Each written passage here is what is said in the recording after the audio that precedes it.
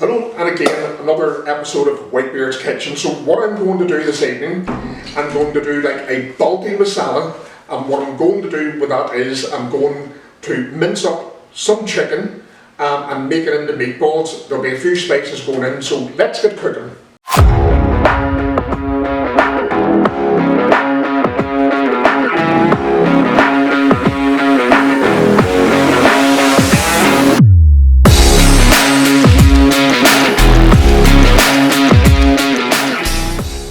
Okay folks, so what I have in here is about 475 grams of chicken thighs, and simply what I have done, I've used a blender and I have actually blended it down, well not blended it down I should say, chopped it down almost into like almost a texture of what you would find maybe in like almost sausage meat.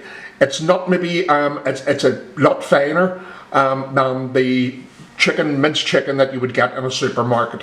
So there's a few more things to go in and I'll show you those in a second. So I'm just going to scrape down the sides of this and what I'm going to do is just roughly chop through using the blender again some spices and just a tiny little bit of bread, some onion.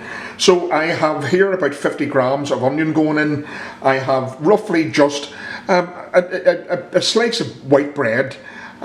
In the spices I have 3/4 of a teaspoon of coriander, I have 1/4 of a teaspoon of Deggi Mirch, I have half a teaspoon of Kashmiri Chilli powder, I have 1/4 of a teaspoon of Turmeric Powder and 1/4 of a teaspoon of Garam Masala, and just a wee tiny taste, about 1/4 of a teaspoon of salt. So just to put then, just to mix this, what do you call it, I'm going to put an egg in, just to bind it, and then what I'll do is I'll just chop this through and I'll be back very shortly. Okay folks, so when I was chopping that through on the blender, or the chopping mechanism, I added in just another taste of bread because the egg going in, it was still kind of a bit on the wet side, so still a kind of bit on the wet side. So what I'm going to do, I'm just going to add, not take the taste away from it, I'm just going to add in probably about half a dessert spoon of flour and give this a mix round and see how it goes. So you can stay with me in this part, what do you call it, and you know, it isn't going to do any harm. Okay, so a bit more flour in, and that seems to be it coming together a little bit better. So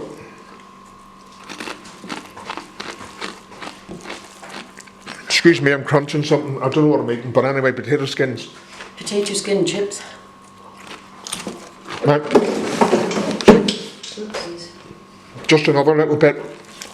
So okay, so my hands are a bit of a mess, can't touch the camera.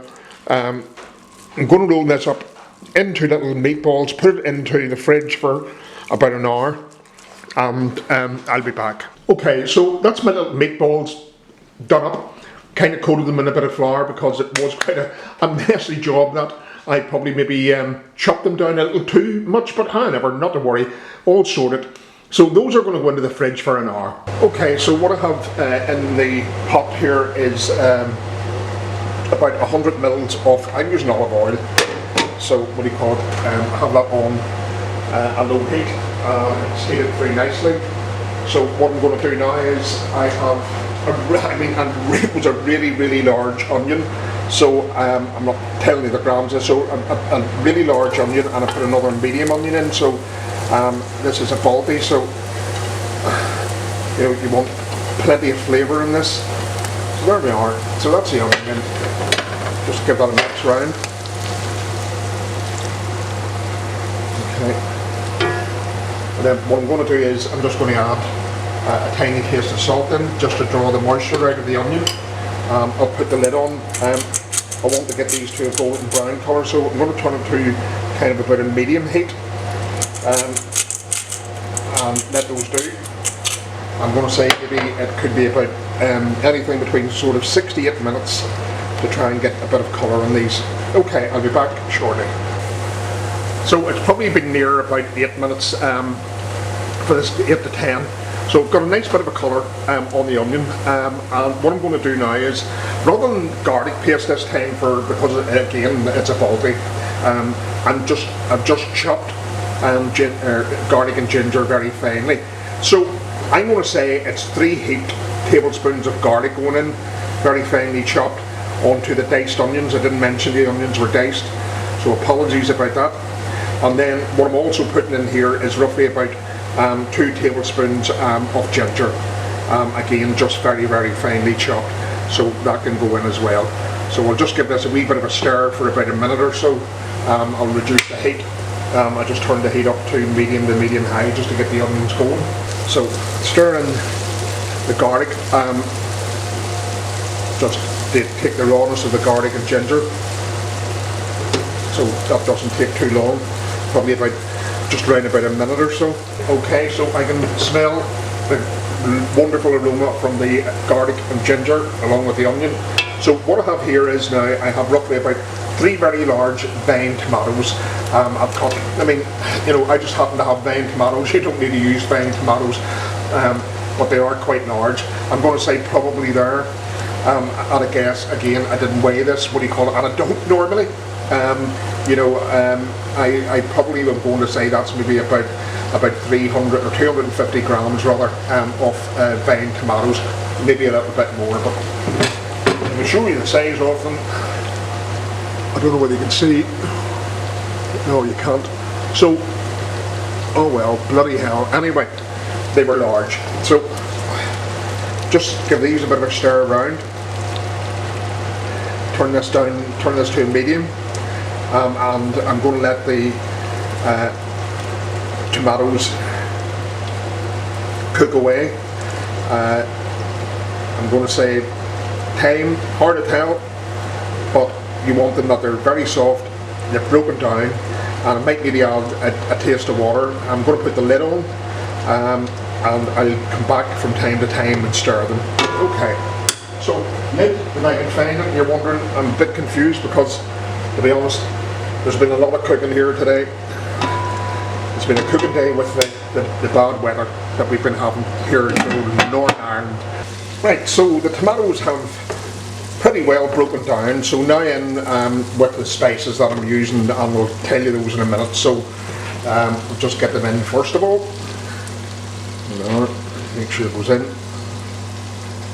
So, and I've turned the heat down now to low, so I don't want the spices to burn. It's kind of just to bloom them a bit, take any dampness out that there is out of them, and also I want to get the grains out as well that you can have if you don't kind of bloom your spices properly.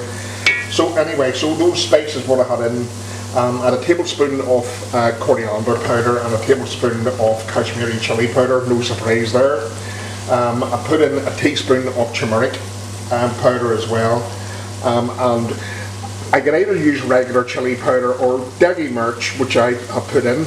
It's a chili powder as well anyhow, and I put in a teaspoon of Garam Masala as well, and that I might put maybe a little pinch of cumin in, just as well, but again that was definitely optional to do that. So here I am going to put, on a pinch, so really I'm going to say probably less than a quarter of a teaspoon of cumin powder.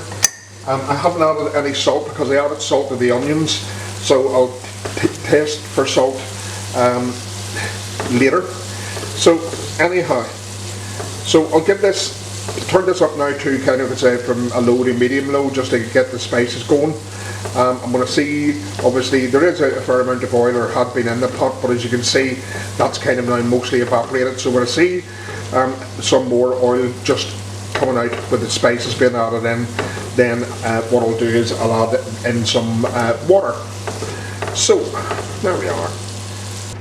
So the numpty here had forgotten to turn the camera on, so I did see the oil separating with the spices, so I've added in now about 250 to 300 mils of water, and warm water obviously, to want to bring the temperature down.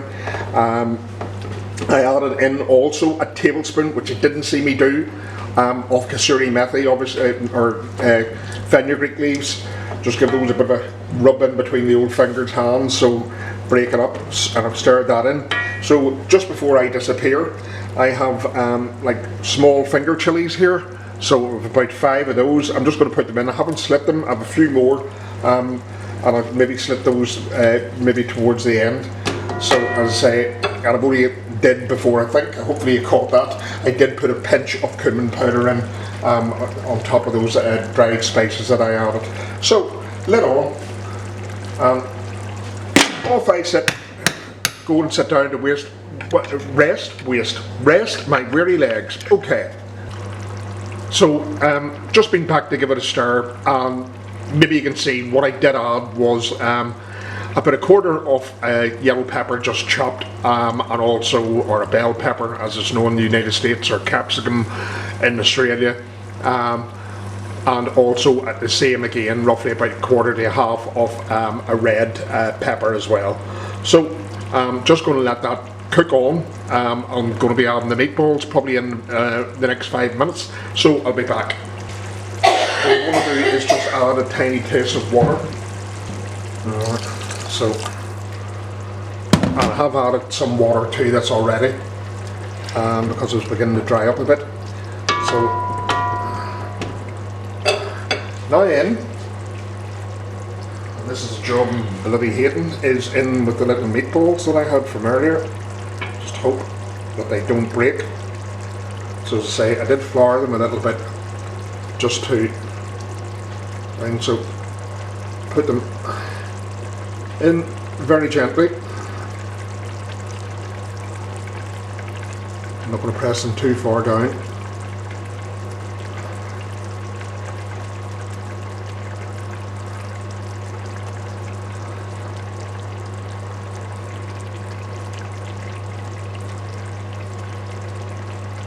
And I haven't cooked these at all.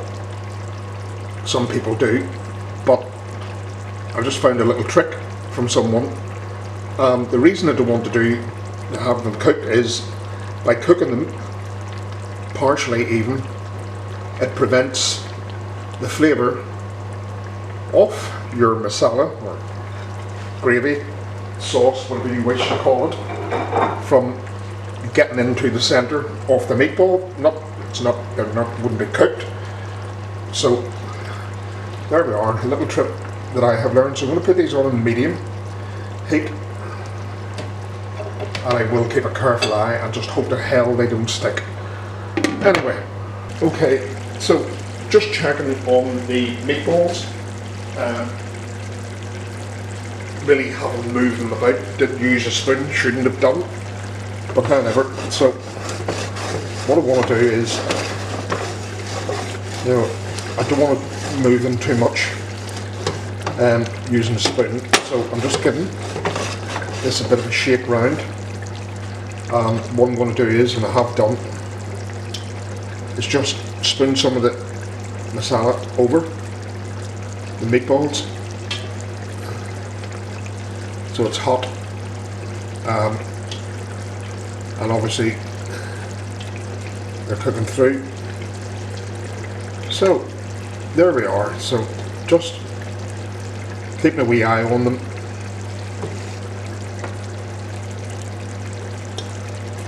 Trying to get some of that hot liquid, hot gravy, not liquid. This is far from liquid. It's liquid gold, yep.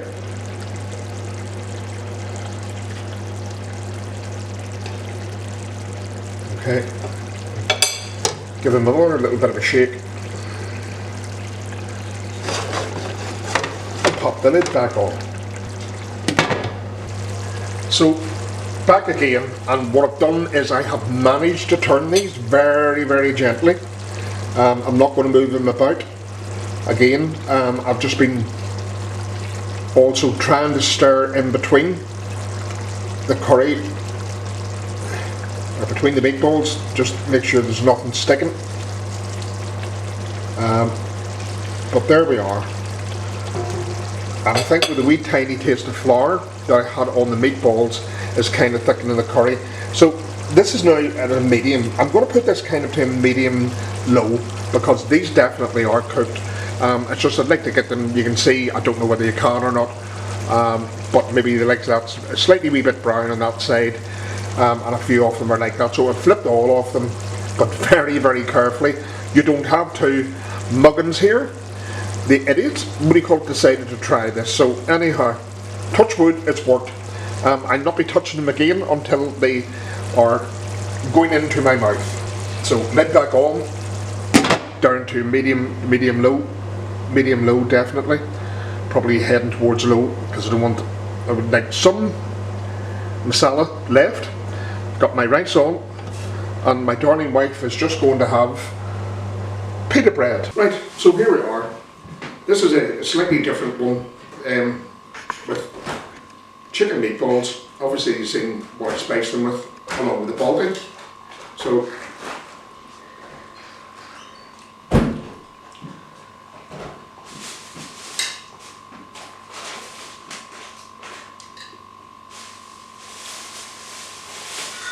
meatballs, cooked lovely, nice and soft, totally cooked through, without having to pre-cook them, which I did. I didn't pre-cook them. So definitely I would recommend you try this. Look after yourself, your friends, your family. See you soon. Bye from White Bear's Kitchen.